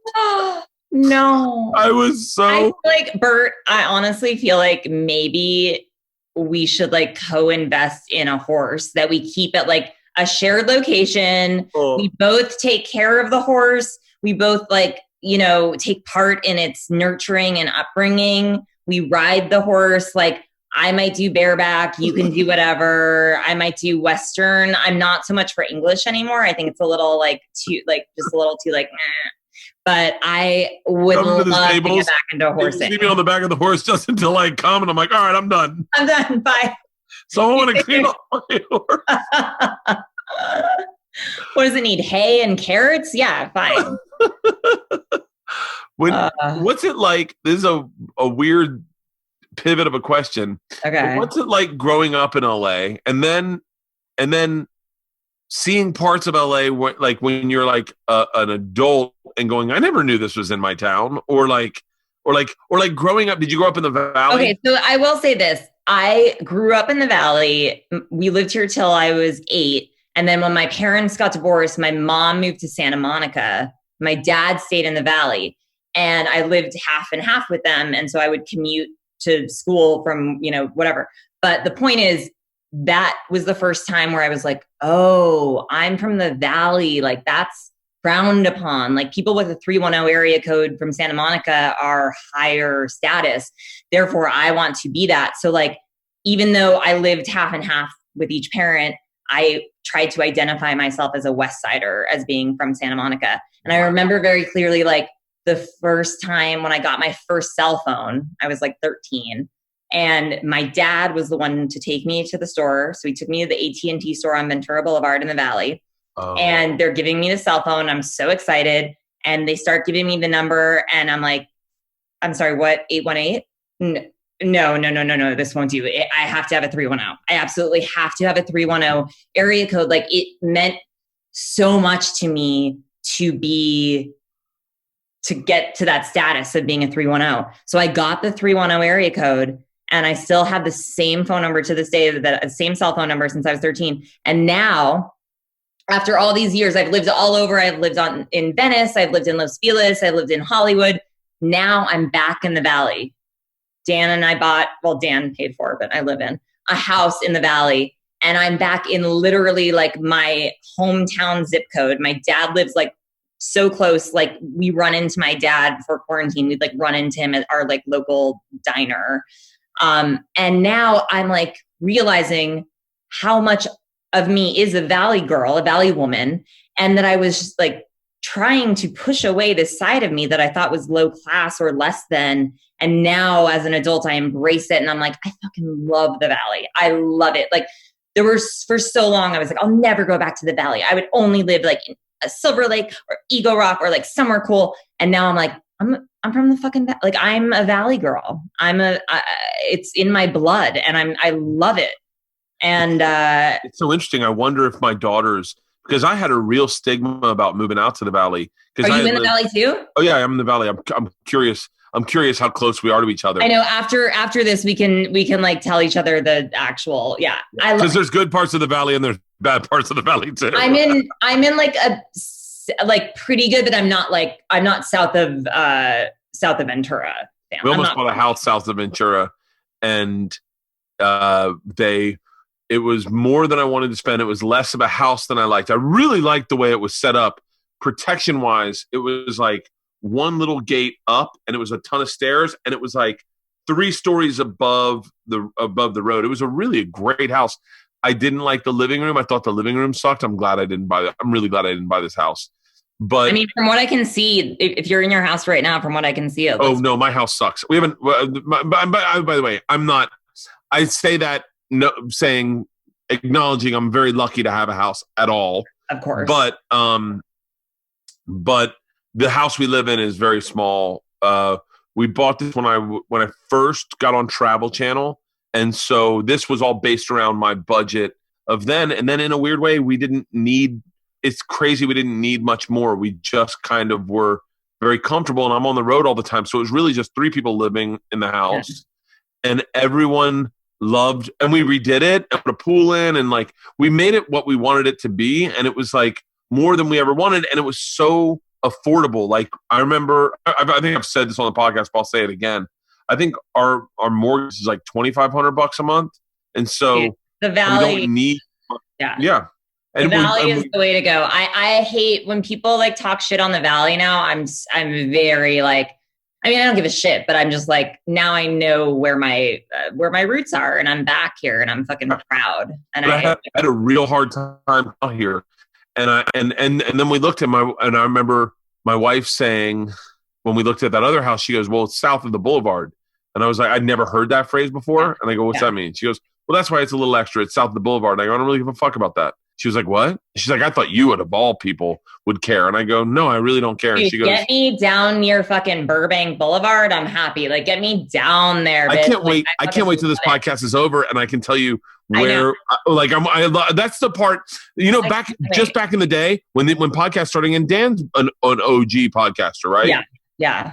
We just used to share that on the fucking podcast. No, I know. One of the reasons we moved, I also didn't like that house and I wanted to I thought it was very important. Like if we were moving in together to establish our shared space, even though I don't have enough money to contribute to it financially, it's his house, but like I needed to build a space together. But like people knew where he lived and then it was like a whole thing when he bought this house. It became a thing of it, like it got posted in the LA Times. It was like this whole thing. I was like, what the fuck? So now people know where we live? Why? That's so dumb. There are like a couple of, Nazis who really hate Dan because he doesn't like Trump. Me and my buddy bought houses at the same time. He bought a very, very amazing house. And I bought it. This is recently, we bought a new house that we were going to try to do. I'm very, I don't know if it's fiscally responsible or just stingy. Like I love having some money so I don't have to worry about shit, because I never had that in my entire life. I had it growing up, but not like as an adult. So right now we've kind of put everything on pause, but when we did it, we were very cognizant. And we have a friend that's pretty famous of like, how do we keep our names out of the public register? How do we so you did a trust, you did a trust. So we both did trusts, and we both, it's a big pain in the ass, but guess what? Is fucking the Hollywood Reporter posted his sale in the Hollywood Reporter, and it gave and he was like, "What the fuck?" Like, and it's just shitty real estate agents going, "I sold a famous person a house. I want credit for it." So that, and all that does is makes every famous person never want to work with ever of those real estate agents ever. I got an Orthodox Jew, man. They're the fucking best. I'm telling you right now. Dude, my neighborhood is all, I'm Jewish. I'm not like very religious, but the neighborhood is all Orthodox Jews. So Dan, now whenever we like go out for walks, he's always like, make sure they know, like because he's not Jewish, and he's like, he wants to make sure that they know I'm Jewish. So like we're part of the neighborhood, and he's like, say the thing, say Shabbat Shalom or whatever, like do it. And I was like, Dan, I'm not Orthodox. They think I'm to them, I'm a goy. Like it doesn't even matter. But I love being a Valley Jew. That's who I am. Did you ever know who Brody Stevens was? Yes. Okay. I didn't know him personally. Dan knew him, and like I had seen him perform a couple of times. I loved his whole Valley 818 thing. And funny, he made my daughters proud of the Valley. Like, really? Yeah, because when love that. So he used to live real close to me, and so I would see him at our Starbucks. I'd see him every single day. Oh my God, then we have the same Starbucks, because I saw him at the Starbucks. So I know which one you're talking about. I've seen him there before. My daughters would see him. We'd be walking back from my God, did they go to middle school? My youngest. Both of my daughters. I went to oh my God. So did Adam Carolla. Oh my God, he did? Hilarious. Oh yeah, you want to know something interesting? Well, Adam Carolla, one time I did his podcast, and he was like, and I thought we were going to drink, so I didn't drive. And he was like, oh no, I got to do stuff. And he was like, you need to ride home? And I was like, I don't like being around famous people normally. Like it makes me like in one-on-one, it makes me very uncomfortable. But so I'd never take a ride home from someone like him. Yeah. But I did, because I was like, well, an Uber's going to take forever. He's closing up his podcast studio. Like he's leaving. So I was like, yeah, I'll take a ride. And he's like, tell me how to get to your house. So I told him, and he goes, hey, I used to live over there. And I said, what? He was like, yeah. And so he's driving to me to my house. He goes, I used to live like a block. He goes, hey man, can we go by my childhood house? And I was like, yeah. And he started going through, and all my friends' houses that my friends live in now with their kids, he's pointing out, going, oh, you know who lived here? ... No way. I was like, yeah. And then he went and showed us his house. And I say this because I don't know what Adam shared or hasn't shared about growing up, but he lived in a house that was like a very, very modest house. But more importantly, the porch had been turned into a bedroom. And he grew up on the porch of his own house. No. And he had, like, whenever people think that Adam Carolla grew up with any sort of privilege, they're out of their fucking mind. Like I think he had like a legit blue collar, white collar, not white collar, blue collar, blue collar, the rough one. Yeah. And he's like, yeah. And then my kids went to, and so he was like, I used to go to, I go, yeah. And he goes, I used to have to jump the fence every morning. And I was like, are you like, and so it's crazy to know people that grew up around here, because it's like, oh yeah, I went to. Well, it's really crazy because as someone who grew up here, most of my friends, I mean, I have some friends who are still here, but like most of them left at some point to go to New York or San Francisco or whatever. And then you start working in the business, you start meeting people, and you're the weird one for being from LA because everyone else is a transplant. So everyone's like, you grew up here? What is that like? And I'm just like, I don't know. I'm too lazy I didn't go anywhere else. I've just stayed here. Like I've literally never lived outside of LA with the exception of like, I shot a show that went for 3 seasons that we shot in New York. So for like half the year, I lived in New York for 3 years. But other than that, I've never left LA. And like, I have I can't even imagine leaving LA, even though I don't, it's just now I'm here and it's life. And it's just bizarre. Yeah. Brody gave my daughters pride in the Valley because they would, and not that my daughters would have anything other than, I don't think they live in a world that's very different, but they, we'd walk and we'd see him and he'd go, Georgia Kreischer, 818 till she dies. And so, yeah, we saw him in The Hangover the other night and both my kids lit up. They're like, it's Brody. And I was like, oh yeah, Brody's in The Hangover. I was like, yeah. Was that so hard to like break the news to them when that happened? Yeah. I'd had a really, really, really close friend kill himself like 2 summers before. And it was like, we were on vacation when it happened and it was really rough to deal with. And they witnessed it. They saw me like, it was, I couldn't, like, I'd cry for no reason. Like it was like one of my best friends. And so I don't know, when Brody passed, I told them and they were like, oh, that stinks. And I was like, yeah. And then like, there's like, it was fun to see him because he always brought energy, was always so up joyful. Here. And my daughters would see him and they'd go, Dad, Brody Stevens. Aww. And so it was just, I mean, whatever. But yeah, I've always been. Sure. Can I ask you a question about just something you just said just made me realize, like, crying in front of your daughters, like what? Because my dad is both my parents are very like sensitive artists. So like they both do cry a lot. And like, I remember as a child, it being something that was so like heavy and hard to deal with. And now it's like, I know how to deal with it and it's a beautiful thing more so. But like, I'm just curious as a father, how often, like when was the first time that you cried in front of your daughters and like, how did they deal with it? My wife is a bully. So the first time I cried was probably watching a movie and they made fun of me like aggressively. And they still to this day, when I cry, they start making fun of me and they're like, oh, Dad's anytime they feel like they're about to cry in a movie, they light me up first and then no one. Oh, I like that tradition. That's beautiful. Now cut to probably 5 years ago. I'm guessing maybe 7 years ago. Our dog Priscilla has a defective knee that we go in, we get one surgery that she should be fine. Oh, no. Looks like her other knee is bad. They're like, okay, we'll fix the other knee. And as they do the other knee, they realize both knees are bad now. They're going to have to do both knees, which is super problematic. It's going to be expensive. And the doctor calls. I'm on the treadmill. I'm watching Greg Giraldo's special on my TV.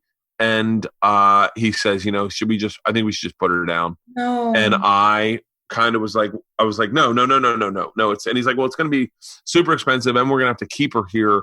Like after it's going to be a lot of money, it's something definitely you should think about. He's like, listen, I have her under right now. So I can simply put her down right now. Oh, just let her go peacefully. And yeah. I'm like, yeah, she'll go peacefully. She's under, we can put her down right now.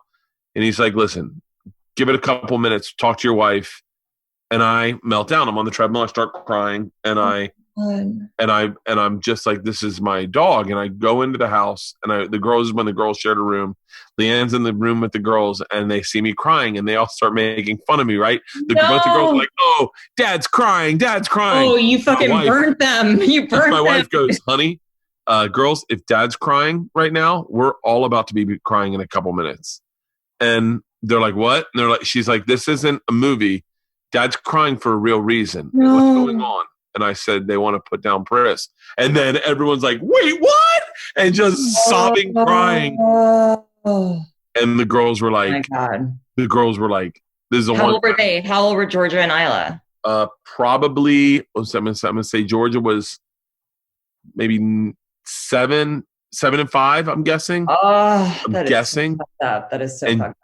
They were like, they pulled the card. They were like, Dad, you're gone because you work all the time. You only work because we have money. It doesn't matter. It doesn't matter. It doesn't matter. Spend the money to save Pris's life. Save the money. So we ended up spending so much goddamn money on this dog. Because Barbara, my dog, has been a fucking, yeah. How long? Wait, so did you spend the money? 5 knee surgeries in total. And by the way, I just told you about the first 3. We had 2 more after that. We almost did a full knee replacement. Wait, how old was she when it was first a thing? A year and a half. Oh, shit. Okay. Yeah. And she's still alive. She's still alive. She's still alive? Yeah, she's still alive. And toe touching. She's still alive? I thought she was going to be dead by now. Oh, no, she's still alive. We just got another dog to keep her younger, and she is like younger than she's ever been. Oh, my God. So it was worth it. It was worth it for all the finances, and we just didn't get the kitchen we wanted when we did the remodel. But it's worth it. It's so worth it. Yeah. Barbara, my dog, is who knows how old. I found her 11 years ago, but like... we got one of those too. Who knows how old? I mean, who the fuck knows? And if she's even a real dog or a raccoon, like, I don't even know. She's so, like, I've had her for so long. We're so codependent and close, but like, she's still such a bitch. Like, I'll try to cuddle her and she'll be like, ah. But it's like, then she'll come up to me in the morning while I'm like peeing, and she'll put her paws and she'll be like, hey, like, we just have this. Yeah. But she has had lung cancer for now years. She keeps getting declared like about to die. They keep going, oncologists keep saying like she has 1 to 3 months to live. But this has been going on since like 2017. And so we've just had this weird thing where I'm just like, okay, well, why are you? And like every time her appetite shifts, I'm like, oh, is it a thing? And she's on chemo. But day to day, she seems like a totally normal dog. She has more energy than the other 2 dogs. So it's like, Wilfred, it all comes back to Wilfred. Our relationships with our dogs are like way more complex than even the ones with humans, I think. It really is. We have a rescue, Mona, and she is like just on like Betty the Bull. She's just lost an eye. She is like, this dog will not die. And she's older than everyone else in the house. I think she's pretty much blind. She doesn't speak English. Like, it's just it's the fuck. But man, every other dog that we've gotten has been just a house of cards. Anything, little thing just takes them down. This dog, Mona, is a rescue. We don't know what she is. We don't know how old she is. And she just will live forever. I mean, that's what I want to think about Barbara, but I can't even go there emotionally, or else like I have to just always expect she's going to die this day, or else I would not be able to like process. Like, I'm always like, but yeah. Do you think it made you a better producer / showrunner, or whatever title you want to consider? But do you think it taught you how to navigate Hollywood better by being the child of divorced parents? Yes. Definitely. Really smart question, because I often feel like I've been in positions where it's like 2 different people in power, whether it's like a writing partner and a director, or a showrunner and a director, and me in the middle as like a co-EP, navigating, like trying to make both parties being like, I love you, I'm trying to help you, like, here's what I use, like managing, negotiating.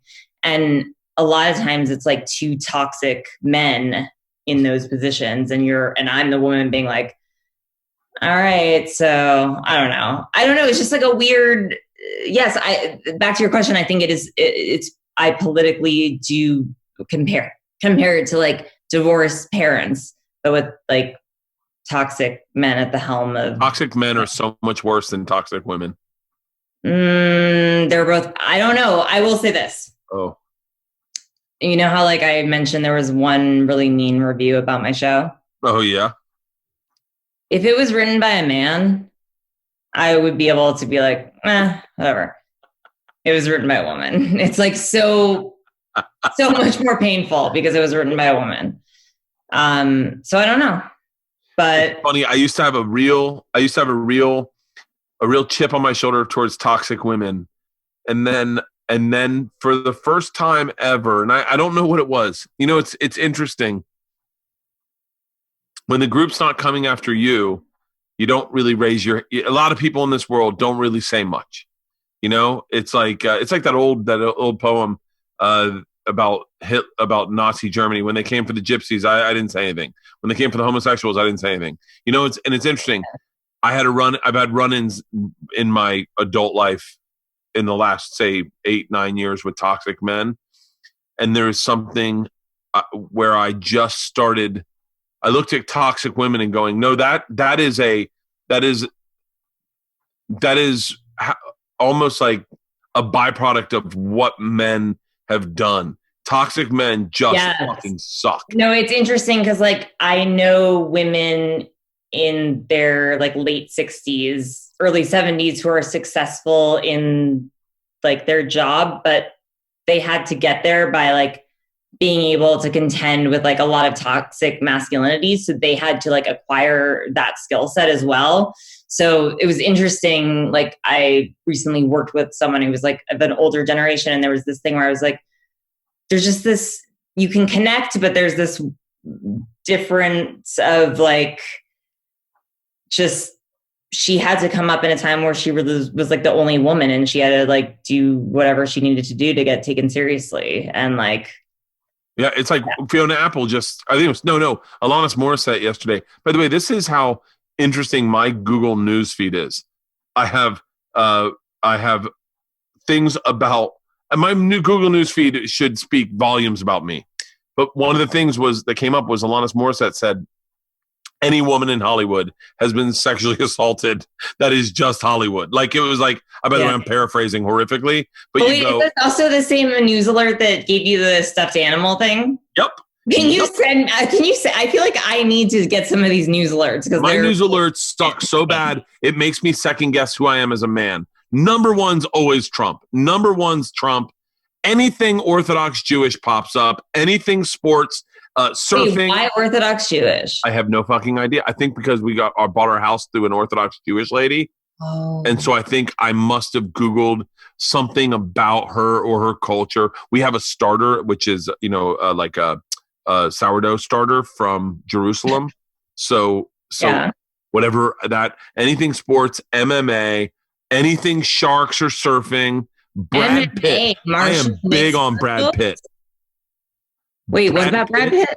He is every day. I get something about Brad Pitt. Why? Every day. You search him a lot? My daughters make fun of me. Literally. Anything Kim Jong-un or Kim Song. Wait, is he technically brain dead or fully dead? What's happening with that? I haven't checked today. I don't know. I don't know. It says right now, Kim Jong-un's sister reportedly has been gaining power in North Korea. Mm-hmm. Kim Jong-un could be at luxury villa while new coastal satellites might inform us. Wait, Bert, I have a question. Shoot. So this podcast that we're doing right now, you're going to put it out there, and then how many people actually get this far into the podcast, do you think? You know what's so crazy? For whatever reason, I have a high rate of retention. Really? And I don't know why. In everything. I mean, no offense. I didn't mean it. No. Oh, it's more of a self-deprecating. I'm just like, it's so people are still listening to. Yeah. Well, I think by the way, Halston will attest to this. I can always tell when it's a good podcast. You can tell when I can tell it's a good podcast because I listen. I'm on my knees. Normally I'm like this or like this, but if I'm on my knees, it's a good podcast. For whatever reason, I have a high rate of retention. So like on YouTube, the average person watches my video for like an hour and 15 minutes. So like usually they get stats. You've got all the stats, man. I'm fascinated by. I think sometimes those stats can pay. Like when I do a comedy special, I'm very attentive to the way I structure it because I don't want to structure it in a way where I lose your attention. So I will always start off with my first words I'll say will be a joke. Like it'll be a joke within the first 15, 20 seconds of me being on stage. And the show is going to start right then. And then I want my closer to probably be around at 20 minutes, but one of my best jokes better be within the first 8. And so like I kind of structure a special that way. Like a mathematician. Well, no, it's like they give you the information on algorithms of when you're losing people. So why not use that to your advantage? You know, I think, and which leads me to Quibi. I took a meeting with Quibi and I thought the future is Quibi. My attention span for a vlog is like 8 minutes, like fucking 10 minutes. So I find, did you find it harder to create content for a shorter arc than maybe say like a 22-minute arc or a 46-minute, whatever? I liked it because it was different from what I had done before. And it was like a little bit of a challenge to be like, okay, so like and it lent itself really well because it's this small story where I was like, this is cool in 10 minutes.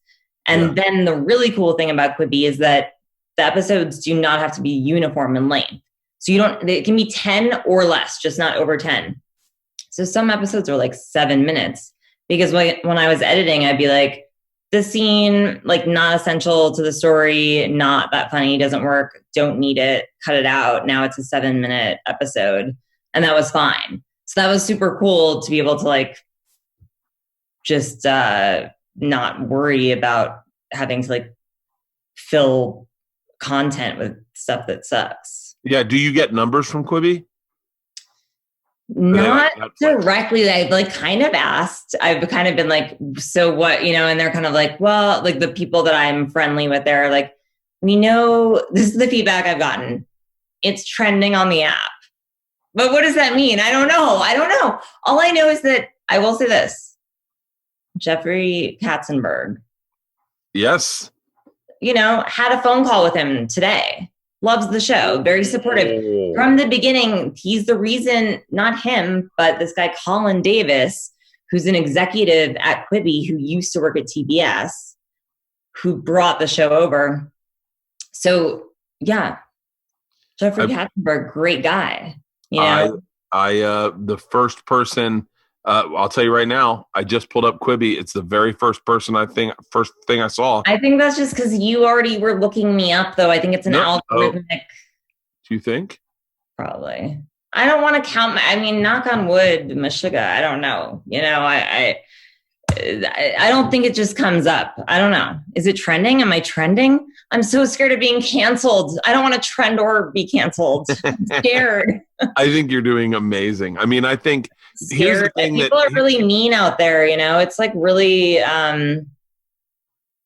it's hard to like contend with the internet world. It's, you know, it's a lot of, I try to take it with a grain of salt, but you can't help it. It's like that one mean comment defines how you feel about yourself.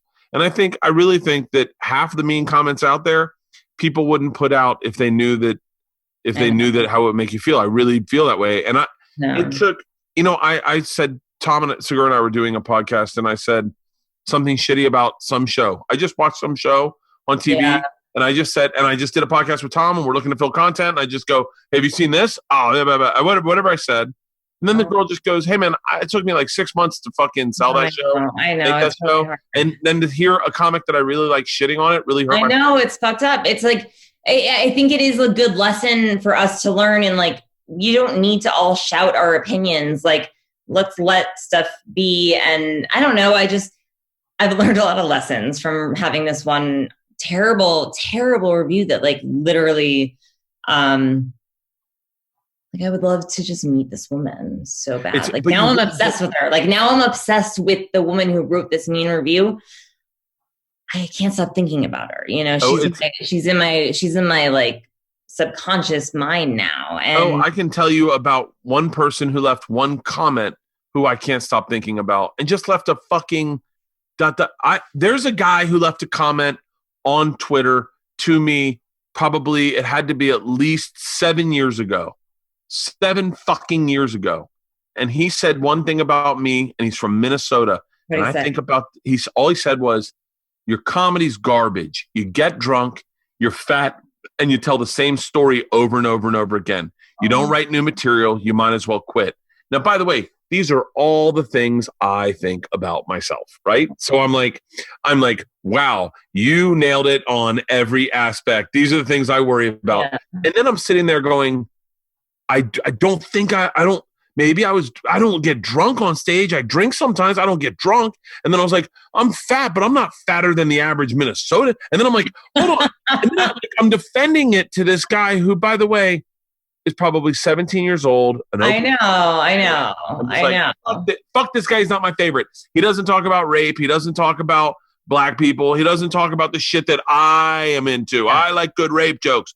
Fuck you. You're a soft comic. Yeah. And then I think about this one guy's comment. I think about where he sat in the audience that night.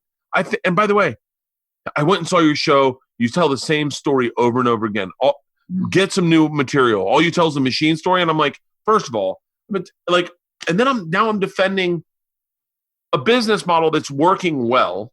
Like clearly I'm doing okay. And I've decided to stick by these tenets of this business model. Fuck this guy. And so I don't say fuck that woman. Obviously, whatever you can get positive out of a bad review, try to take out of, but fuck her. Like, who gives a fuck? You know? It's been like a really interesting, especially to process during quarantine and just this whole thing. And I realize I'm coming from a place of like extreme fucking privilege that these are my problems that I'm dealing with. Like I recognize that. And everyone's problems, no matter how small, are still their problems. So like my therapist would say too. Yeah, you can't look. I know that I trust me. We're in the same exact boat. When my special aired and all press was pulled, and I didn't have an ability to promote it, and I woke up and I was like, "Woe is me, Bert. You got you. This is all. Of course, this happened to you. You work all this hard on special, and now you can't promote it. No one's gonna do any press because of this fucking virus. Goddamn fucking virus." Yeah. And then I walked out back and I went, "Okay.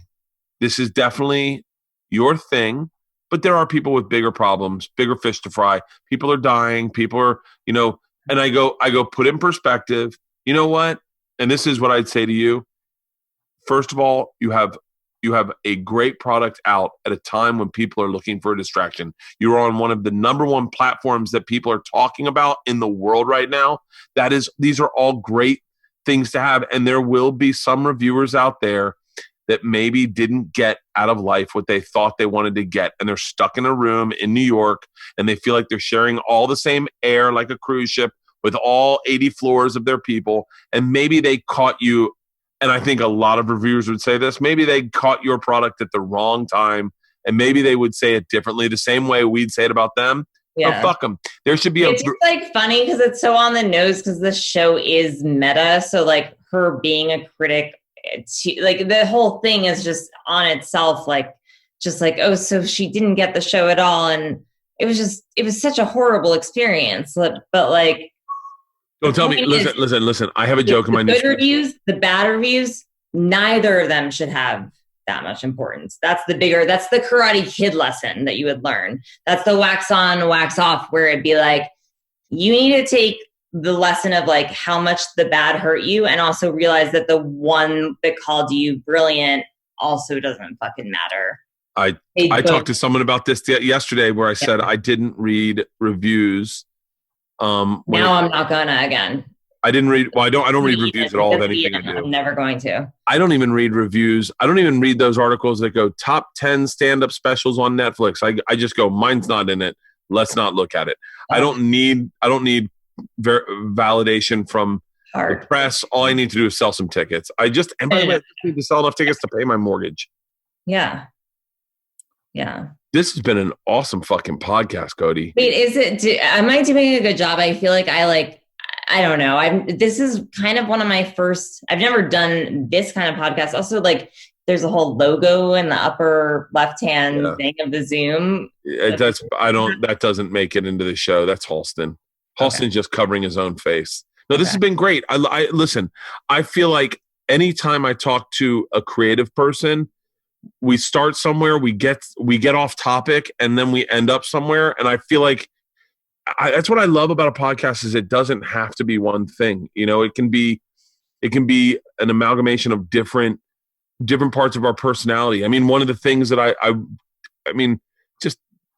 I'm obsessed with the fact that anyone who grew up here would move to a part of the city that they didn't live in as a child and maybe had views about as a child. And like, no one's ever fulfilled that, like what I wanted that answer to be. They're always like, well, yeah, I grew up in the Valley. And then, and then they just pivoted. When you were like, I needed a 310 number.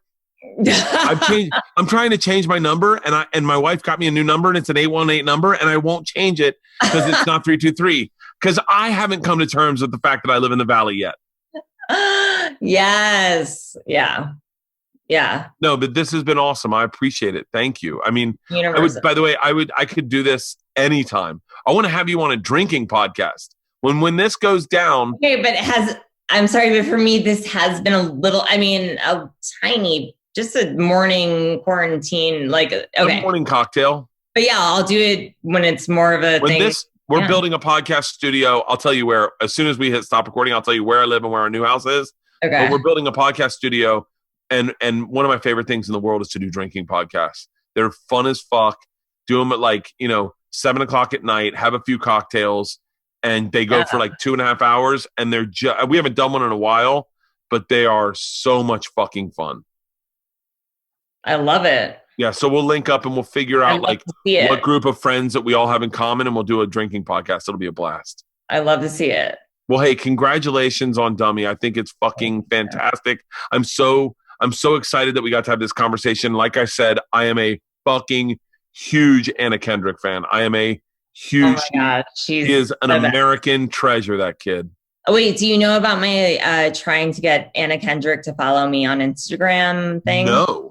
So if you go to my Instagram, normal Heller, I think is my handle. I have a highlight that's called trying to get Anna Kendrick to follow me on Instagram. And basically while we were shooting Dummy, I kind of made a show within the show about just me trying to get Anna to follow me on Instagram.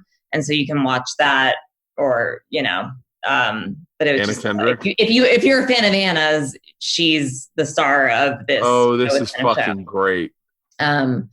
But anyway, so yeah, it's been such a pleasure.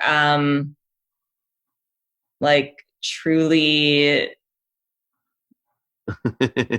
enjoyed being on a podcast. No, I appreciate it.